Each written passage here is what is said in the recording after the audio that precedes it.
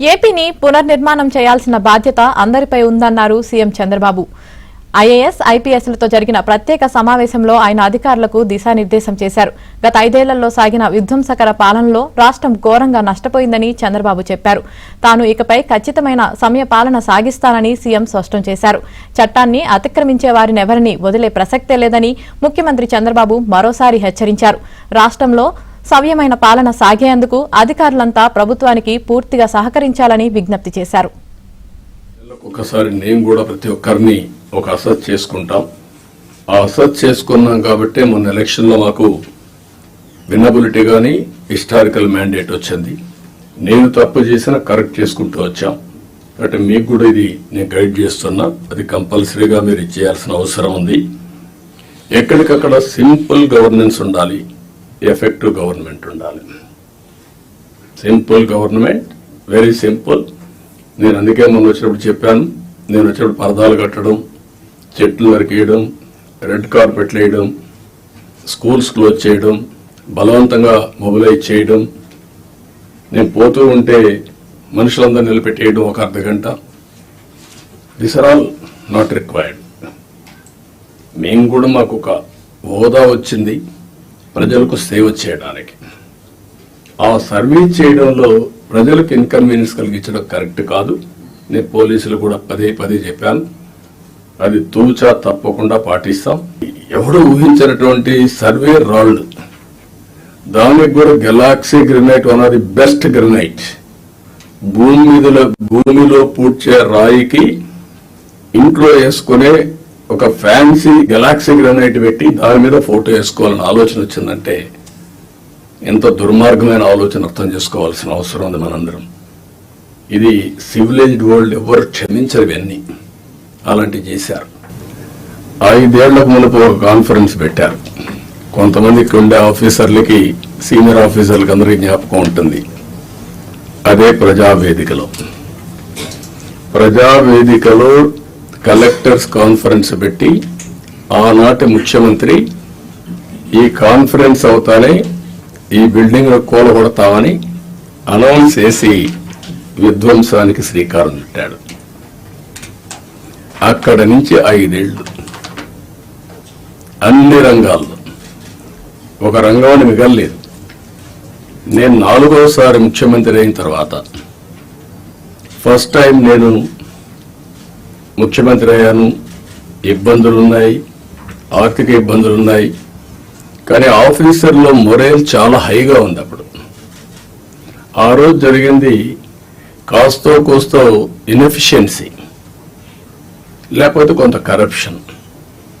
ఇప్పుడు అట్లా కాకుండా విధ్వంసం, పనిచేసే ఆఫీసర్లందరినీ పక్కన పెట్టడం, ఆఫీసర్లు కూడా బ్లాక్మెయిల్ చేయడం, ఒకటి కాదు అన్నీ కలిసి ఈరోజు ఈ స్టేజ్కి నేను ఎప్పుడూ చూడనంత ఒకటి బ్రాండ్ ఏపీ దెబ్బతినింది.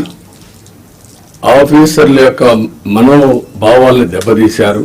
చిన్న తప్పు జరిగితే కరెక్ట్ చేయొచ్చు, కానీ టోటల్గా విధ్వంసానికి గురైనటువంటి రాష్ట్రాన్ని మళ్ళీ పునర్నిర్మాణం చేయాలంటే ఎక్స్ట్రా ఎఫర్ట్స్ కూడా మనందరం పెట్టాల్సిన అవసరం ఉంది. నేను రాజకీయాల్లో 45 years ఉన్నాను, 4.5 decades ఉన్నా. గ్రామాల్లో కరెంట్ లేని రోజులు, రోడ్లు లేని రోజులు.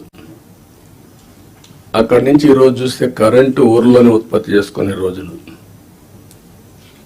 కార్లు, ఆటోమేటిక్ కార్లు వచ్చేసి డ్రైవర్లెస్ కార్లు వచ్చే పరిస్థితికి వచ్చింది. అంటే మన కళ్ళ ముందరనే ఇప్పుడు మన వాళ్ళు మనం చేసిన ఇక్కడ ఇంకొక విషయం కూడా మీరు గుర్తుపెట్టుకోవాల్సిన అవసరం ఉంది. అన్నింటికంటే పబ్లిక్ పాలసీస్ అంటే చాలా పవర్ఫుల్. మనం తీసుకునే నిర్ణయాల ద్వారా రాష్ట్ర భవిష్యత్తుని, భావితరాల భవిష్యత్తుని మార్చే శక్తి పబ్లిక్ పాలసీస్కి ఉంటుంది. ఇప్పుడు కొంత ఫేక్ ఫెలోస్ అంతా వచ్చేసి సోషల్ మీడియాని మిస్యూజ్ చేసి ఇష్టానుసారంగా ఇలాంటి వేసే పరిస్థితికి వచ్చారు. మొన్న మీరు చూశారు, ఈ గవర్నమెంట్ చాలా క్లియర్గా ఉన్నాం, పొలిటికల్ విక్టిమైజేషన్ చెయ్యం. అదే సమయంలో తప్పు చేసిన వాడిని మాత్రం వదిలిపెట్టాం. And I very clear on that. మళ్ళీ జీవితంలో తప్పులు చేయాలంటే భయపడాలి ప్రజాస్వామ్యంలో. ఈరోజు చేసి తప్పించుకుంటాడు అంటే అది ప్రభుత్వ అసమర్థత. మనం తప్పులు చేస్తే మనకు కూడా అది జరుగుతుంది. That is the message I want to give it very clearly. మీకు కూడా క్లారిటీ ఇస్తున్నాను. ఏ తప్పు చేసినా వదిలిపెట్టం, కానీ పొలిటికల్ విక్టిమైజేషన్ మాత్రం ఉండదు. మనం మాట్లాడుతూ 36 మందిని చంపేశారని ఢిల్లీకి పోయి ధర్నాలు చేశారు. మేము అసెంబ్లీలో అడిగాం, ఆ 36 పేర్లు ఇవ్వండి. 36 మంది చంపేసి ఎఫ్ఐఆర్ ఉంటుంది కదా, ఎఫ్ఐఆర్ ఇవ్వండి, నేను యాక్షన్ తీసుకుంటా. ఇంతవరకు ఇవ్వాలి. అంటే రాజకీయాలు కూడా మారాయి. ఆ విషయం మీరు గుర్తుపెట్టుకోవాలి. రాజకీయ నాయకులు పేపర్ పెట్టుకొని, టీవీ పెట్టుకొని, సోషల్ మీడియాలో తప్పుడు ప్రచారం చేసి గవర్నమెంట్ ని సెబటైజ్ చేసే పరిస్థితికి వస్తున్నారు. ఇది అన్టాలరబుల్. నేను I'm very clear on that. How to handle, will educate people. చట్టపరంగా కూడా యాక్షన్ తీసుకుంటాం. ఎవరిని కూడా ఎక్కడ కూడా వదిలిపెట్టే పరిస్థితి ఉండదు. రాబోయే 3 నెలలకు ఒక్కసారి మనం కలెక్టర్స్ కాన్ఫరెన్స్ పెట్టుకుందాం.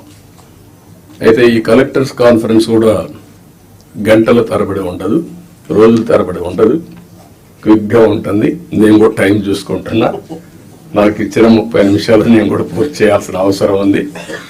ఈ మధ్య మీరందరూ చూస్తూ ఉంటారు, నేను మీటింగ్కి వచ్చినప్పుడు అర్ధ గంట, 45 నిమిషాలు, 1 అవర్, మ్యాక్సిమం పెద్ద మీటింగ్ ఉంటే 1.5 అవర్. 1 నిమిషం లేట్ అయినా నేను లేచి వెళ్ళిపోతున్నా. ప్రిపేర్ అయ్యి రాకపోతే వాళ్ళకే చెప్పేసి you are not up to the mark, మళ్ళీ రమ్మంటున్నా. ఒక జవాబుదారీతనంతో పనిచేయాల్సిన అవసరం ఉంది.